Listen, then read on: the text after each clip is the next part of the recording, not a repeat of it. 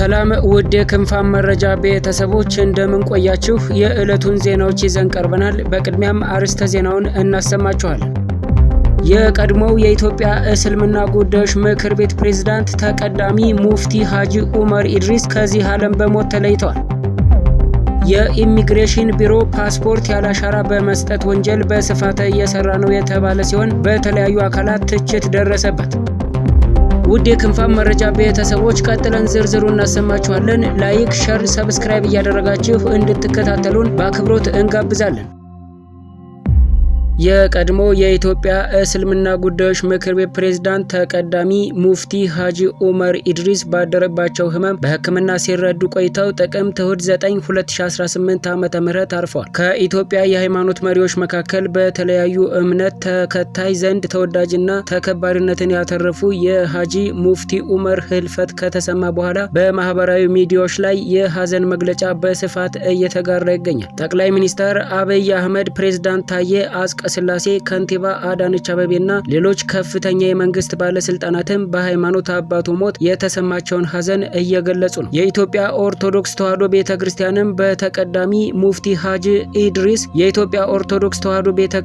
በተቀዳሚ ሙፍቲ ሐጂ ሐጂ ዑመር ኢድሪስ ህልፈት የተሰማትን ሐዘን የሰላም፣ የፍቅር፣ የአንድነት ተምሳሌት አባት ነበሩ። በአገልግሎት ዘመናቸው ለሀገር፣ ለአንድነትና ለሰላም ቅድሚያ የሚሰጡ የርህራሄና የፍቅር ሰው ናቸው በማለት የገለጸች ሲሆን በመላው ኢትዮጵያውያን ዘንድ በመልካም ስብዕናቸው ሲታወሱ ይኖራሉም ብላለች። ተቀዳሚ ሙፍቲ ሐጂ ዑመር ኢድሪስ የተወለዱት ግንቦት 21 1929 ዓመተ ምህረት በወቅቱ አጠራር ወሎ በሚባለው ክፍለ ሀገር ነው። ከልጅነታቸው ጀምሮ የእስልምና ትምህርቶችን እየተከታተሉ ያደጉ ሐጂ ዑመር ወደ አዲስ አበባ የመጡት በደሴ ጀምረውት የነበረውን የሃይማኖት ትምህርት ለመቀጠል ነው። ወደ አዲስ አበባ መጥተው ከተለያዩ መምህራኖቻቸው የሚፈልጉትን የሃይማኖት ትምህርት ከተከታተሉም በኋላ ሃይማኖታዊ ትምህርቶችን በማስተማር ማገልገል ጀምረዋል።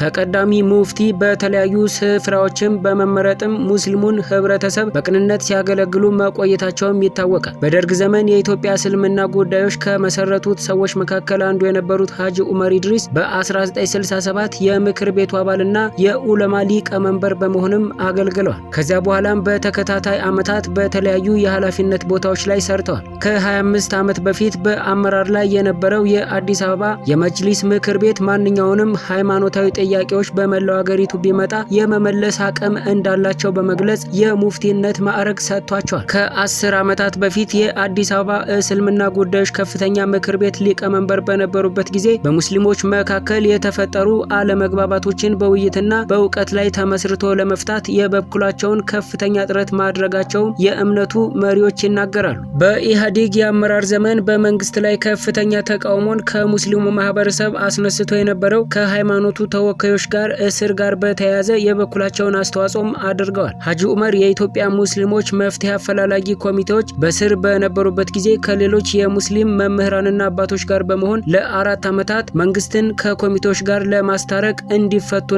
መንግስትም ይቅር እንዲል ብዙ ጥረት አድርገዋል። በ2011 ዓ.ም ሐጂ ዑመር ኢድሪስ የኢትዮጵያ የእስልምና ጉዳዮች ጠቅላይ ምክር ቤት ፕሬዝዳንት ሆነው ተመርጦ አገልግለዋል። ተቀዳሙ ሙፍቲ ሐጂ ዑመር ጠቅላይ ምክር ቤቱ ህጋዊ ሰውነት እንዲያገኝ የማድረግ ትልቅ ስራን ማከናወናቸውም የሃይማኖቱ አባቶች ይጠቅሳሉ። ይህ ስራቸው ምክር ቤቱ ራሱን በራሱ የማስተዳደር ስልጣንና ኃላፊነት የሰጠ የኢትዮጵያ እስልምና ጉዳዮች መጅሊስ በአገር ውስጥም ሆነ በዓለም አቀፍ ደረጃ ያለውን ክብር እንዲሁም ተሰሚነት ከፍ ያደረገ ነው በሚልም ይነገራል። ብዙዎች ተቀዳሚ ሙፍቲ ሐጂ ዑመር ኢድሪስ እድሜ ዘመናቸውን ለአንድነት የተጉ የአገር ዋርካ ባለውለታ ሲሉ ይገልጿቸዋል። ለሙስሊሙ ማህበረሰብ አንድነት መጠናከር ዘመናቸውን በሙሉ መልፋታቸውን የሚገልጹ ወገኖች የነበሯቸው ጥረት ሁልጊዜ የማህበረሰቡን ሰላምና አብሮነትን ማስጠበቅ ነበርም ይላሉ። ሐጂ ዑመር ኢድሪስ ከ50 በላይ ሃይማኖታዊ መጽሐፍትን መጻፋቸው የሚነገርላቸው ሲሆን የህትመት ብርሃንን ያገኘላቸው ግን አንዱ ብቻ እንደሆነ ይነገራል። ሐጂ ዑመር ቅዱስ ቁርአንንም ተርጉመዋል። የሃይማኖት አባቱ በተለያዩ ጊዜያት ላበረከቱት አስተዋጽኦ በአገሪቱ አንጋፋ ከሆነው የአዲስ አበባ ዩኒቨርሲቲ በ2011 ዓ.ም የክብር ዶክትሬትም ተሰጥቷቸዋል። በተቀዳሚ ሙፍቲ ሀጂ ኡመር ኢድሪስ መሞት በኢትዮጵያ ሙስሊም ማህበረሰብና በመላው የኢትዮጵያውያን ዘንድ ጥልቅ ሀዘንን ፈጥሯል።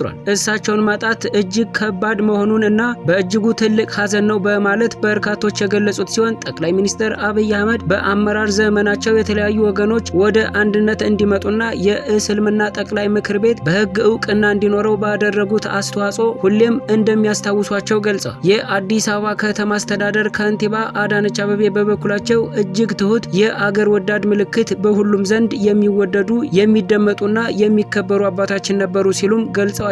የኢትዮጵያ የሃይማኖት ተቋማት ጉባኤ ተቀዳሚ ሙፍቲ የህዝበ ሙስሊሙ ብቻ ሳይሆኑ በምክራቸው በተግዛዛቸው በመላው ኢትዮጵያውያን መወደድንና ክብርን የተጎናጸፉ ታላቅ አባትና መሪ የአገር ሽማግሌና ዋርካ በመሆን ኢትዮጵያውያንን በእምነት በጎሳና በብሔር የማይነጣጥሉ አባት እንደነበሩም ጉባኤው አስታውሷል። በአንድ ወቅት ለመላው ኢትዮጵያውያን ሰው ሁኑ፣ ሰውነት ይቀድማል በሚለው ምክራቸውና ተግሳጻቸው እንደሚታወሱም ጉባኤው ጠቅሷል። ተቀዳሚ ሙፍቲ ሀጂ ኡመር ኢድሪስ የቀድሞው የኢትዮጵያ እስልምና ጉዳዮች ጠቅላይ ምክር ቤት ፕሬዝዳንትና የኢትዮጵያ ሃይማኖቶች ተቋማት ጉባኤ የበላይ ጠባቂ በመሆንም አገልግለዋል።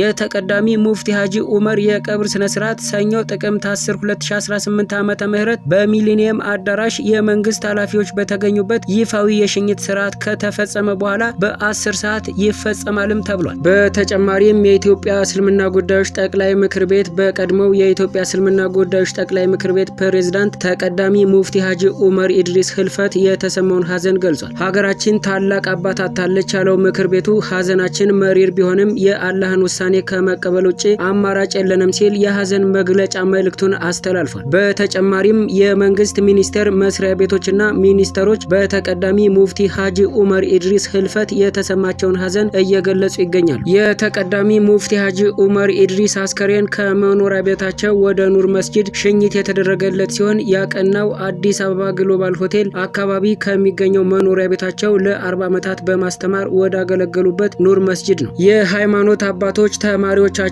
መምህራንና ወዳጆቻቸው ሽኝት እንዳደረጉ ተነግሯል።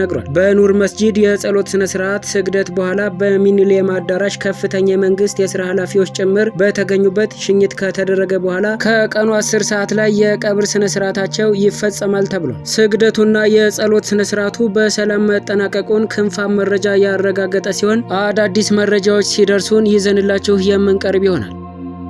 የኢሚግሬሽን ቢሮ በውጭ ሀገር ለሚኖሩ በመቶዎች ለሚቆጠሩ ግለሰቦች አሻራ ሳይሰጡ ፓስፖርት መስጠቱ ታወቀ። አስቸኳይ ፓስፖርት ለማግኘት ብዙ ብር ከፍሎ ማውጣት አሁን ህጋዊ እስኪመስል እየተለመደ ሆኗል ሲል መሰረት ሚዲያ በምርመራ ዘገባው እንዳረጋገጠ ገለጸ። የሚመለከታቸው አካላትም ጉዳዩ የነሱ እስከማይመስል ድረስ ችላ ያሉት ይመስላልም ተብሏል። የተወሰኑ የኢሚግሬሽንና ዜግነት አገልግሎት ሰራተኞችና ደላሎች ተመሳጥረው ድርጊቱ ላይ መሰማራታቸው የተገለጸ ሲሆን አሁን በማረሚያ ቤት የሚገኙት የቀድሞ የተቋሙ አመራሮች ዘብጥያ ካወረዳቸው የወንጀል ፍሬ ዋነኛው የአላሻራ ፓስፖርት ሰጥታችኋል የሚል ክስ ነው ብለው የተናገሩት አንድ ስም አይጠቀስ ያሉ የተቋሙ አመራርም ሀሳባቸውን ሰጥተዋል። የአላሻራ ፓስፖርት የመስጠት ተግባርን የአሁኑ አመራር እየፈጸመው ይገኛል። ዳብል ስታንዳርድ ማለት ይህ ነው። የቀድሞውን አመራር እስር ቤት የወረደው ጉዳይ የአሁኖቹን አመራር ንጹህ ሊያደርግ አይገባም በማለት አክለው ገልጸዋል። የፋይዳ መታወቂያ እንኳን አሻራ ሳይወሰድ በማይሰጥበት ሂደት ግለሰቦች በማን አለብኝነት ያላሻራ ፓስፖርት እንዴት እንዲወስዱ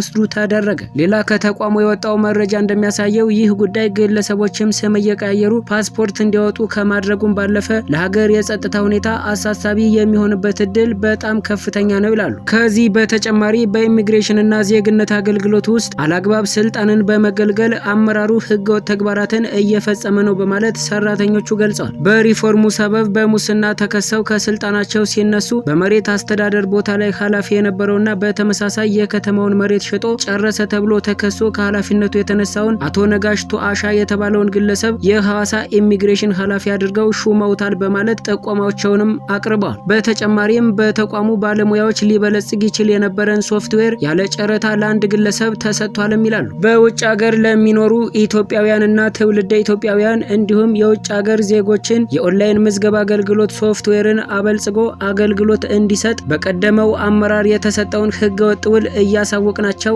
አስቀጥለውታል።